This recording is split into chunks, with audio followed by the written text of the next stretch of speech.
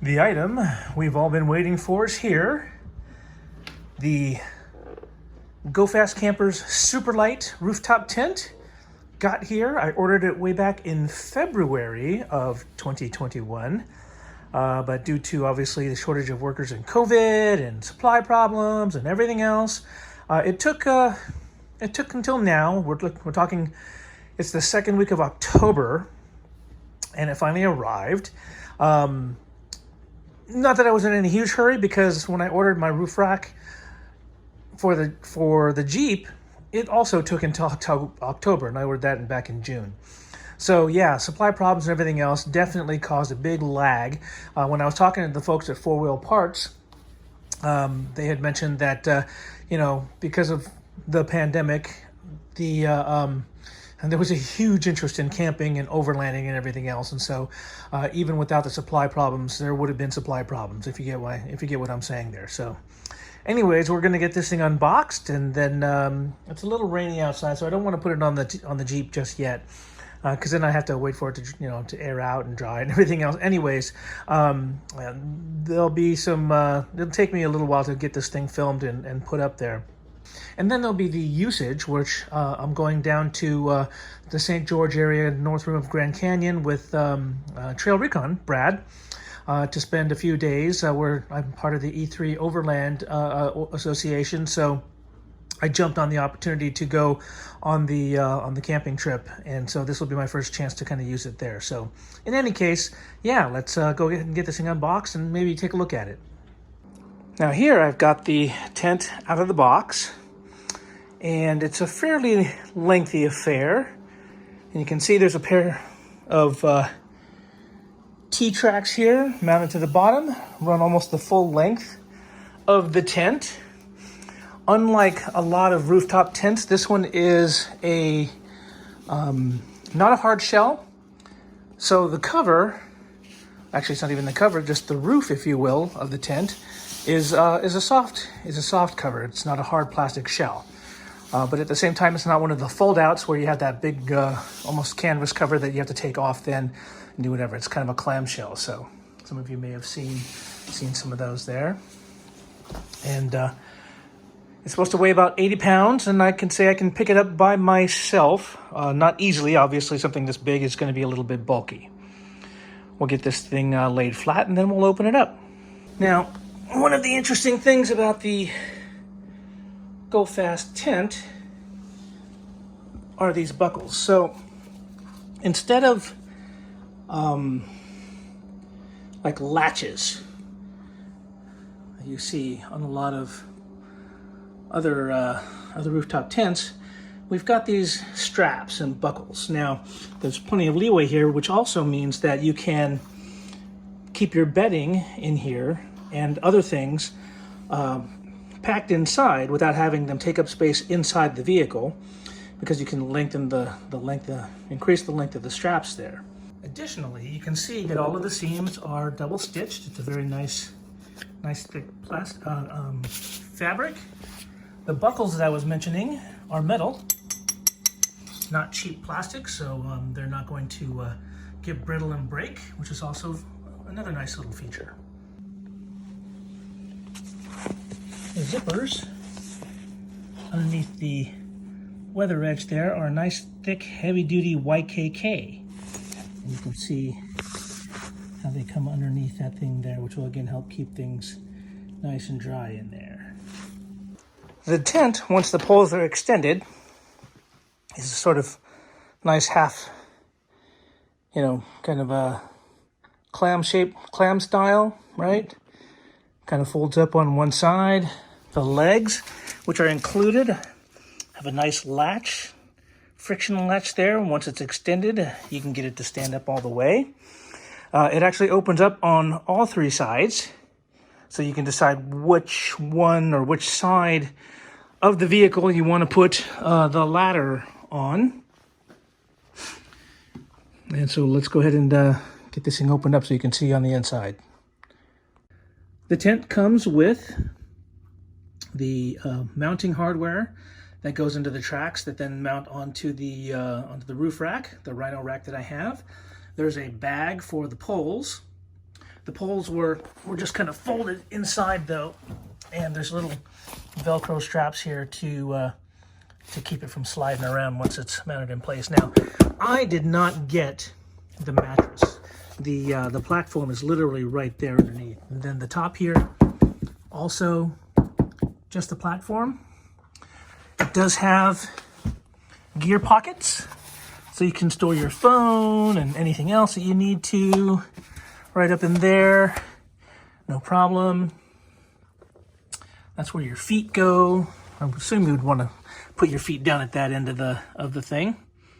The reason I didn't get a mattress, it was going to add another couple $100. Now, one of the reasons why this thing attracted me was the price. Now, you know, for me, I'm all about being cheap, so overlanding on a budget kind of a thing, and the vast majority of rooftop tents that were of this style, that were low profile, I was very interested in low profile, were, well, you know, probably, you know, $2,500, $2,000, $3,000, maybe more. You know, some of the really nice ones are going up near $4,000 or $5,000.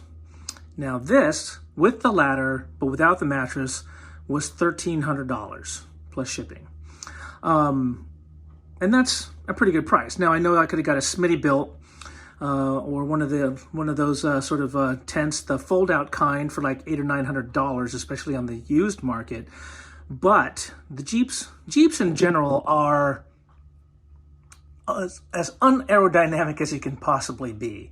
So, you know, I didn't want to have this big giant block also on top, cutting down my gas mileage even further. Now, even though I've got the Eco Diesel and I'm averaging about 27, 28 miles per gallon, and I know this is going to cut down on that, it's still better than, you know, the 15 to 19 that a regular Jeep gets, and then putting on the big huge block on top of that to cut down on the gas mileage even further.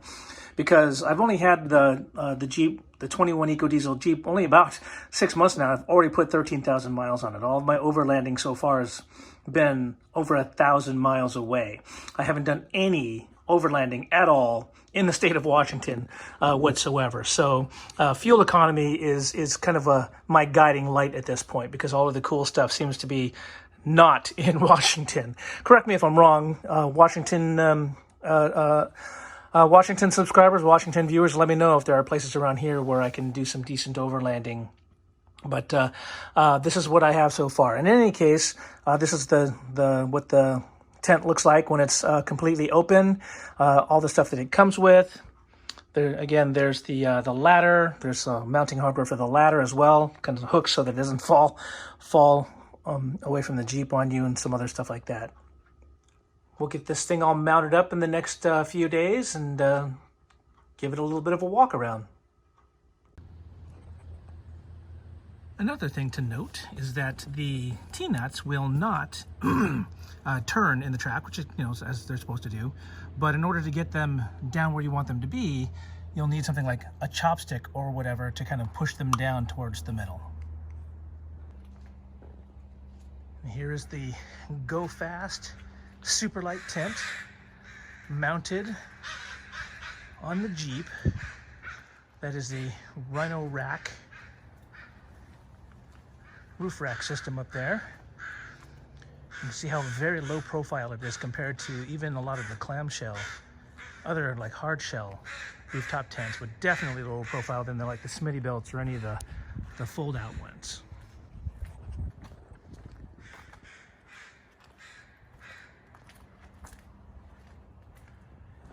And you can see I wound up using the grade 8 bolts.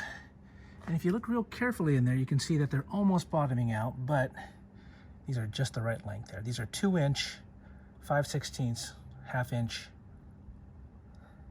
bolts going into the T-nuts. I got those at Ace Hardware, 59 cents each, to replace the longer ones that came in the kit from SuperLite or Go Fast.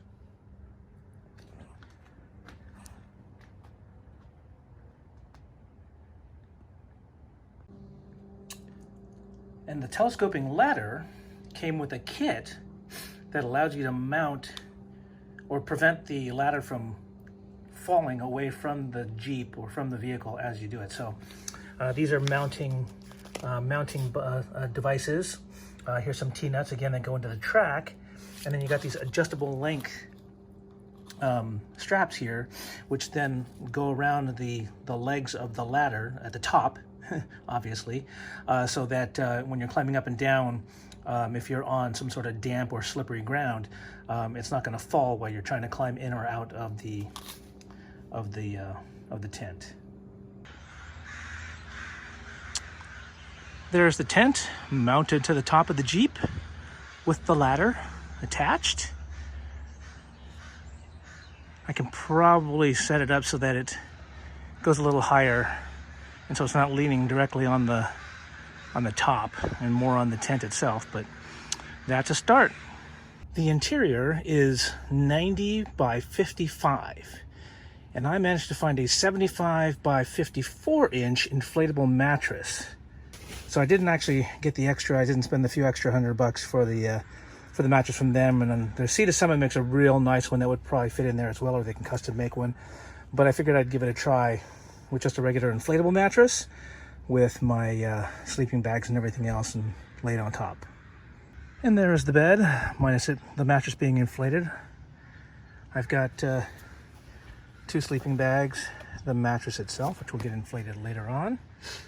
I'm 5'8", and with my head on Mr. Fluffy here, my feet will just be touching the top of the tent down there, unless I kind of angle them to the sides, but that's fine. This will work out really, really nice. It looks super comfortable already.